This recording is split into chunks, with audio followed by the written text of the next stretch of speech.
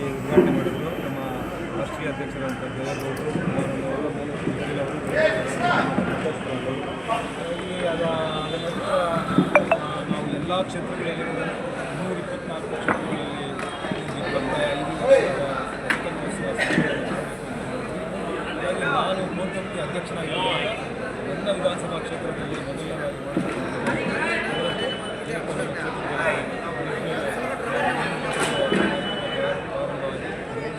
ಹೆಚ್ಚು ಜನರು ಯಶಸ್ವಿಯಾಗಿ ತುಂಬ ಸಂತೋಷ ಆಗಿದೆ. ಸರ್, ಈಗ ರಾಜ್ಯದಲ್ಲಿ ಕುರ್ಚಿ ಕದರ ಜೋರಾಗಿ ನಡೀತಾ ಇದೆ, ಏನು ಸಂದೇಶ ಹೇಳ್ತೀವಿ?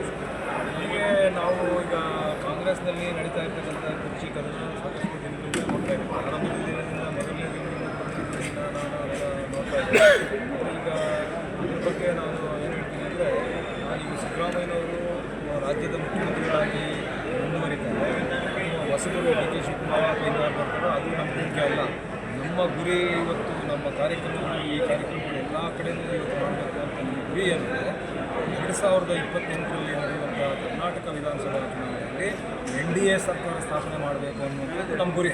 ನಾವು ಇವತ್ತು ಅವ್ರು ಯಾರಾಗ್ತಾರೆ ಅವರಾಗ್ತಾರೆ ಇಂಪಾರ್ಟೆಂಟ್ ಅಲ್ಲ, ನಮ್ಮ ಗುರಿ ಸರ್. ಅದಲ್ಲ ಸರ್, ರಾಜ್ಯದಲ್ಲಿ ಅವ್ರ ಸಂದೇಶ ಏನು ಕೊಡ್ತಾ ಇದ್ದಾರೆ ಅಂತ, ಆಡಳಿತ ಹಾಳಾಗಿ ಹೋಗ್ತಾ ಇದೆ, ವ್ಯವಸ್ಥೆ ಕೊಟ್ಟಿರ್ತಕ್ಕಂಥದ್ದು ವಿಚಾರಗಳು 5 ವರ್ಷಕ್ಕೊಮ್ಮೆ ನಿಮ್ಮ ಕೈಯಲ್ಲಿದೆ. ನಮ್ಮ ಕೈಗೆ ಅಧಿಕಾರ ಕೊಟ್ಟಿರೋದು ಜನರ ಕೈಗೆ, ಅದನ್ನು ಬಳಸ್ಕೊಳ್ಬೇಕು. ಈ ಜನರನ್ನ ಎಲ್ಲೋ ಒಂದು ಕಡೆ ವಂಚನೆ ಮಾಡಿ ಗ್ಯಾರಂಟಿಗಳು ಅವು ಇವು ಇದೆಲ್ಲ ಕೊಟ್ಟು ಬಂದಿರ್ತಾರೆ. ಜನ ಕೂಡ ಯೋಚನೆ ಮಾಡ್ತಾ ಇದ್ದಾರೆ. ಜನ ಇವತ್ತು ಯೋಚನೆ ಮಾಡ್ತಾ ಇದ್ದಾರೆ. ಇವತ್ತು ನೋಡಿ, ಈ ರೀತಿ ಆಡಳಿತದಲ್ಲಿದ್ದಾಗ ನೀನಾ ನಾನಾ ಅನ್ನುವಂಥ ಕುರ್ಚಿ ಕಾಳಗದಲ್ಲಿ ಅಧಿಕಾರಿಗಳು ಕೆಲಸ ಮಾಡೋದಿಲ್ಲ. ಇವತ್ತು ಇವರಿಬ್ಬರ ಸಂಘರ್ಷದಲ್ಲಿ, ಮುಖ್ಯಮಂತ್ರಿಗಳು ಮತ್ತು ಉಪಮುಖ್ಯಮಂತ್ರಿಗಳ ಸಂಘರ್ಷದಲ್ಲಿ ಇವತ್ತು ಬೆಂಗಳೂರಿನ ಜನ ಹಾಳಾಗ್ತಾ ಇದ್ದಾರೆ, ಕರ್ನಾಟಕ ರಾಜ್ಯದ ಜನ ಬಲಿಯಾಗ್ತಾರೆ. ಎಲ್ಲೋ ಒಂದು ಕಡೆ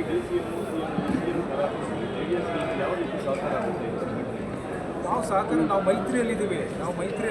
ಭಾರತೀಯ ಜನತಾ ಪಕ್ಷ JDS ನಾವು ಮೈತ್ರಿಯಲ್ಲಿದ್ದೀವಿ. ಹಾಗಾಗಿ ನಾವು ಮುಂದೆ, ಯಾಕಂದರೆ ಜನ ಕೂಡ ಭಾಳ ಬೇಸತ್ತಿದ್ದಾರೆ. 138 ಸ್ಥಾನ ಅವರಿಗೆ ಕೊಟ್ಟು ಸರಿಯಾಗಿ ಜನರ ಪರ, ರೈತರ ಪರ ಇವತ್ತು ಆಡಳಿತ ಮಾಡಲಿಕ್ಕೆ ಯೋಗ್ಯತೆ ಇಲ್ಲ ಅಂದಾಗ ಜನ ಮುಂದಿನ ಚುನಾವಣೆಗಳಲ್ಲಿ ಪಾಠ ಕಲಿಸ್ತಾರೆ. ಅದರ ಇತಿಹಾಸ ಈಗ ನಾನು ಹೇಳಿದೆ. 89ರಲ್ಲಿ ಏನಾಯಿತು, 89ರಲ್ಲಿದ್ದವರು 94ರಲ್ಲಿ ಬಂದಿಲ್ಲ, 99ರಲ್ಲಿದ್ದವರು 2004ರಲ್ಲಿ ಬಂದಿಲ್ಲ, 2013ರಲ್ಲಿದ್ದವರು 2018ರಲ್ಲಿ ಬಂದಿಲ್ಲ. ಈ ರೀತಿ ಬರ್ತಾ ಇರ್ತಾರೆ, ಹೋಗ್ತಾ ಇರ್ತಾರೆ. ಈ ಸಾರಿ 138 ಕೊಟ್ಟು ಇವ್ರಿಗೆ ಆಡಳಿತ ಮಾಡಲಿಕ್ಕೆ ಆಗ್ತಾ ಇಲ್ಲ ಅಂದರೆ ಜನ ಯೋಚನೆ ಮಾಡ್ತಾರೆ, NDA ಸರ್ಕಾರ ಸ್ಥಾಪನೆ ಆಗುತ್ತೆ. ಜನ ಏನಕ್ಕೆ ಒಂದು ಎಲೆಕ್ಷನಲ್ಲಿ ಅಧಿಕಾರ ಏನಕ್ಕೆ ಕೊಡ್ತಾರೆ? ಅಭಿವೃದ್ಧಿ ಮಾಡದೆ ಇವರು ಏನು ಮಾಡ್ತಾರೆ? 5 ಗ್ಯಾರಂಟಿ ಕೊಟ್ಬಿಟ್ಟು ನಾವು ನಿಮಗೆಲ್ಲ ಮನೆಗೆ ದುಡ್ಡು ಕೊಡ್ತಾ ಇದ್ದೀವಿ, ಬಸ್ ಫೆಸಿಲಿಟಿ ಕೊಡ್ತಾ ಇದ್ದೀವಿ, ಕರೆಂಟ್ ಫೆಸಿಲಿಟಿ ಕೊಡ್ತಾ ಇದ್ದೀವಿ, ಅಷ್ಟು ಮಾತ್ರ ಸಾಕು. ಯುವಕರಿಗೆ ಎಜುಕೇಷನ್ ಬೇಕು, ಜಾಬ್ಸ್ ಬೇಕು. ಇಂತಹ ಒಂದು ವಿಚಾರಗಳಲ್ಲಿ ಮಾತಾಡೋ ಬದಲು ಗ್ಯಾರಂಟಿ ಕೊಟ್ಟಿದ್ದೀವಿ, ನಿಮಗೆಲ್ಲ ಸಮಾಧಾನ ಮಾಡಿದ್ದೀವಿ, ನೀವು ಹಿಂಗೆ ಇರಿ 5 ವರ್ಷ ಇದೇ ಸ್ಥಿತಿಯಲ್ಲಿರಿ ಅಂತ ಹೇಳ್ತಾರೆ. ಅಭಿವೃದ್ಧಿ ದಿಕ್ಕು ತಪ್ಪಿಸೋದಕ್ಕೆ ಈ CM ಇಷ್ಟೇ ಆಗ್ತಾರೆ.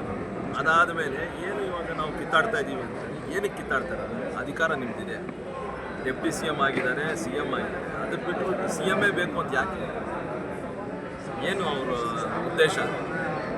ಯೋಚನೆ ಮಾಡಿ. ನೀವು ಜನನೂ ಯೋಚನೆ ಮಾಡಬೇಕು.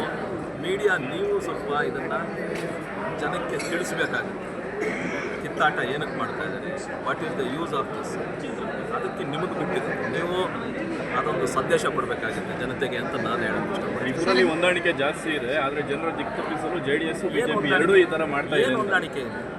ಈಗ ಯಾರು ಮಾತಾಡ್ತಾ ಇರೋದು? ನೀವು ಕೇಳಿದಾಗ ಏನು ಹೇಳ್ತಾರೆ? ನನಗೆಲ್ಲ ಅದು ಹೈಕಮಾಂಡ್ ಬಿಟ್ಟಿದ್ದೀನಿ ಅಂತ.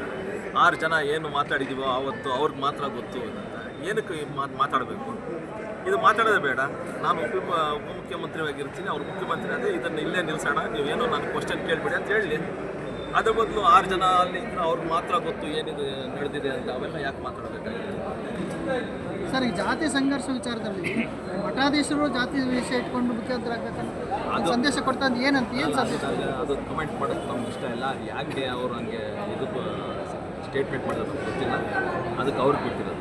ನಿಮ್ಮ ಪ್ರಕಾರ ಯಾರು CM ಅಧಿಕಾರ ಕೊಟ್ಟಿದ್ದಾರೆ ಕಾಂಗ್ರೆಸ್ ಕೊಟ್ಟಿರೋದು, ಅದೇನಾದರೂ ಮಾಡ್ಕೊಂಡು ಇವಾಗ CM ಅಂತಿದ್ದಾರಲ್ಲ, ಅವರೇ ಮುಂದುವರಿಸ್ತಾರೆ, ಚೆನ್ನಾಗಿರುತ್ತೆ ಅನ್ನೋ ಯಾರೋ ಗೊತ್ತು. ಅವ್ರು ಏನೇನು ಡಿಸಿಷನ್ ಮಾಡ್ತಾರೋ ಹೈಕಮಾಂಡ್ ಅದು ಮಾಡಲಿ. ಡಿಸಿಷನ್ ಹೈಕಮಾಂಡ್ ಮಾಡೋಕ್ಕೆ ಅವ್ರಿಗೂ ಧೈರ್ಯ ಇಲ್ಲ.